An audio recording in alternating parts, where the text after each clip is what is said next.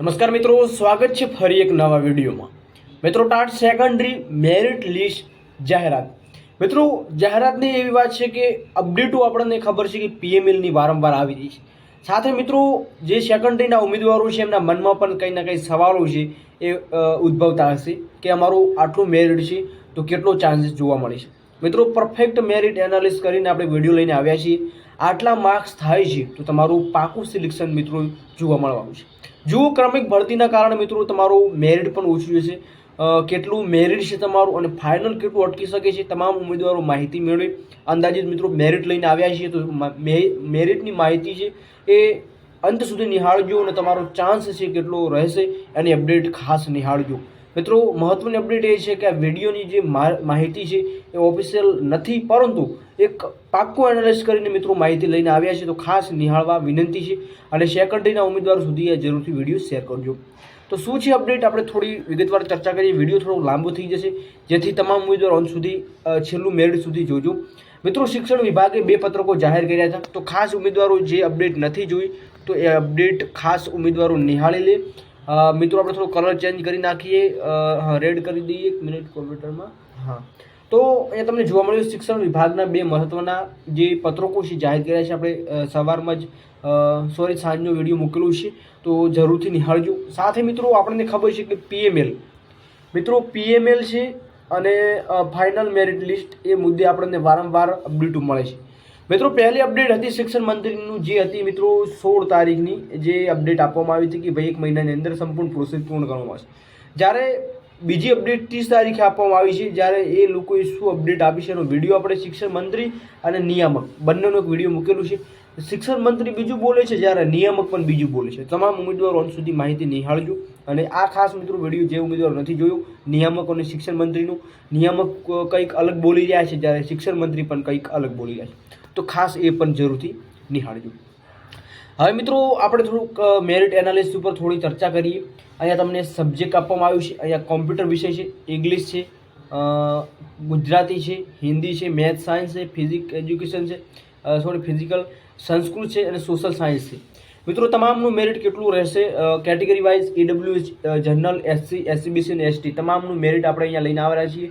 Perfect મિત્રો analysis કરીને માહિતી છે લઈને આવ્યા છે, તો માહિતી પૂરી જરૂરથી નિહાળજો. હવે સબ્જેક્ટનો વાત કરીએ તો પહેલી કોમ્પ્યુટરની વાત કરીએ. મિત્રો, ખાસ નોંધ એ છે કે મિત્રો જે ખાલી જગ્યાઓ છે એમાં ખાસ મિત્રો કાં તો જગ્યાઓની કાં તો ઉમેદવારોની હોય, બંનેમાંથી એક ઓપ્શન હોઈ શકે છે, તમામને નોંધ લેવી. તો કોમ્પ્યુટરની વાત કરીએ મિત્રો, ઈડબ્લ્યુએસમાં કાં તો જગ્યાઓ નથી, કાં તો આમાં મિત્રો ઉમેદવારો નથી.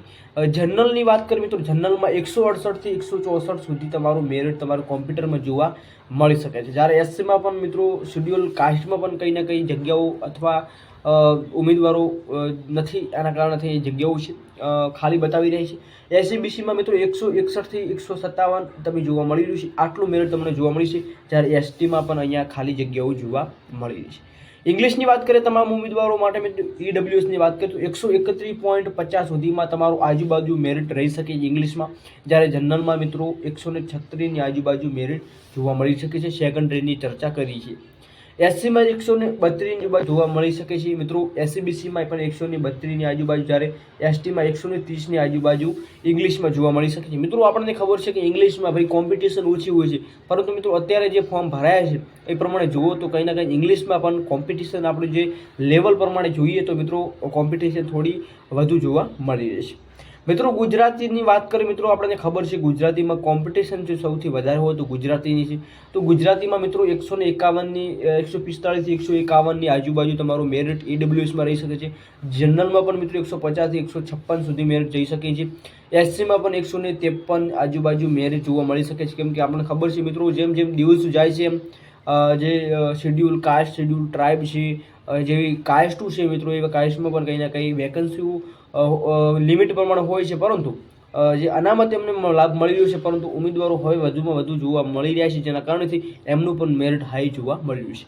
એસસીબીસીમાં 153, 152ની આજુબાજુ જોવા મળી શકે છે, જ્યારે એસટીમાં 151, 150ની આજુબાજુ તમારું મેરિટ જોવા મળી શકે છે. મિત્રો, વાત કરીએ હિન્દીની, તો હિન્દીમાં મિત્રો ઈડબ્લ્યુએસમાં 141.50 જેટલું મેરિટ જોવા મળી શકે છે. થોડું આપણે કલર ચેન્જ કરી નાખીએ. હા, તો અહીંયા 147 આજુબાજુ તમને જનરલમાં જોવા મળી શકે છે. એસસીમાં પણ મિત્રો 146 જેવું જોવા મળી શકે છે. એસસીબીસીમાં 143.50 જોવા મળી શકે, જ્યારે 143 એસટીમાં જોવા મળી શકે છે હિન્દી સબ્જેક્ટમાં. હવે વાત કરીએ મિત્રો મેથ્સ સાયન્સમાં, તો મેથ્સ સાયન્સમાં આપણે જોવા મળે છે કે મેથ્સ સાયન્સમાં પણ કેટેગરી પ્રમાણે જોવા મળે તો મિત્રો વેકન્સી છે એ પ્રમાણે કોમ્પિટિશન પણ થોડી લેવલે જોવા મળી રહી છે. ઈડબ્લ્યુએસની વાત કરીએ 150.50 સુધી જોવા મળી શકે છે, જ્યારે જનરલમાં 155ની આજુબાજુ કટઓફ જોવા મળી શકે છે, જ્યારે 147.50 જેટલું અહીંયા એસસીમાં, જ્યારે 151 પોઈન્ટ અહીંયા એસસીબીસી અને જ્યારે 139 જેવું એસટીમાં કટઓફ આપણને જોવા મળી શકે છે.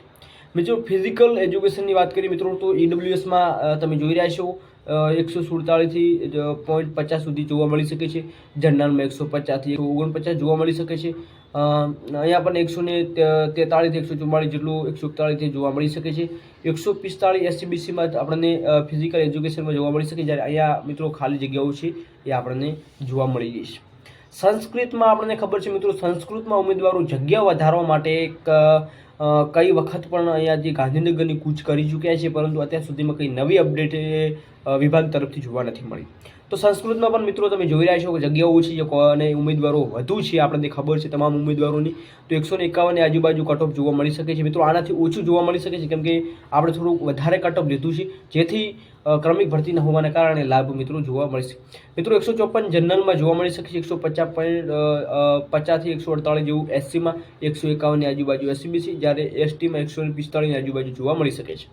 સોશિયલ સાયન્સની વાત કરીએ 133ની આજુબાજુ અહીંયા તમને જોવા મળી શકે છે ઈડબ્લ્યુએસમાં, જ્યારે જનરલમાં 141થી 140, એસસીમાં 135થી 50, એસસીબીસીમાં 136, જ્યારે એસટીમાં 136થી 135 જેટલું કટઓફ આપણને જોવા મળી શકે. હવે મિત્રો ઘણા ઉમેદવારોનો સવાલ એ છે કે આ કટઓફ છે એ મિત્રો કેવી રીતે લઈને આવ્યા છે. તો મિત્રો ખાસ તમામ જગ્યાઓ કેટલી છે, સાથે સાથે એ વેકન્સીઓ છે, તો એ કેટેગરીમાં કેટલા ઉમેદવારો ફોર્મ એપ્લાય કર્યા છે. આપણે ખબર છે કે અગાઉ એક વિડીયો મૂકેલું હતું કે ઉમેદવારો આટલા ઉમેદવારો છે, એડબ્લ્યુએસના છે, જનરલના છે, એસસીના છે, આવા પોલ ટેસ્ટો મૂક્યા હતા. એ પ્રમાણે આપણે એક લિસ્ટ તૈયાર કર્યું છે જેમાં એડબ્લ્યુએસમાં કેટલી વેકન્સીઓ છે, સાથે સાથે ઉમેદવારો વધુ છે, તો મિત્રો આપણને ખબર છે કે કોમ્પિટિશન કેટલું રહેવાનું છે, સાથે ક્રમિક ભરતી થવાથી મિત્રો જો જગ્યાઓ વધારો જે કરવા માટે પ્રયાસો ચાલુ છે અને જો જગ્યાઓ વધારો થાય છે તો બેનિફિટ તમામ ઉમેદવારોને જોવા મળશે, કેમ કે મેન છે એ મિત્રો જગ્યાઓ વધારો છે. ઉમેદવારોની જે દિવસનો દિવસ અને વર્ષને વર્ષે તે ઉમેદવારો વધી રહ્યા છે, સાથે એમને જે સમતુલમાં જે વેકન્સીઓ છે મિત્રો આપણને થોડી જોવા મળી છે. ખાસ તો વેકન્સી થોડી હોવાના કારણે, ઉમેદવારો વધુ હોવાના કારણે મેરિટ છે થોડું હાઈ જઈ શકે છે, પરંતુ ક્રમિક ભરતીના કારણે એકબીજા ઉમેદવારો છે એ જઈ શકે છે, જેના કારણેથી એ મેરિટમાં પણ થોડો આજુબાજુ તફાવત જોવા મળી શકે છે. પરંતુ મિત્રો પરફેક્ટ માહિતી મેળવીએ તો આજુબાજુ આટલો તમારો મેરિટ તમને જોવા મળી જશે. બાકી મિત્રો હાયર સેકન્ડરીનું મેરિટ લઈને આવવાના છીએ, તમામ મેરિટ આપણે લઈને આવવાના છીએ, તો ખાસ ચેનલ ઉપર નવા ચેનલને જરૂર સબસ્ક્રાઈબ કરજો, વિડીયો લાઈક કરજો અને આવી જ ઇન્ફોર્મેશન માટે લાઈક શેર કરવાનું ભૂલશો નહીં. જય હિન્દ, જય ભારત.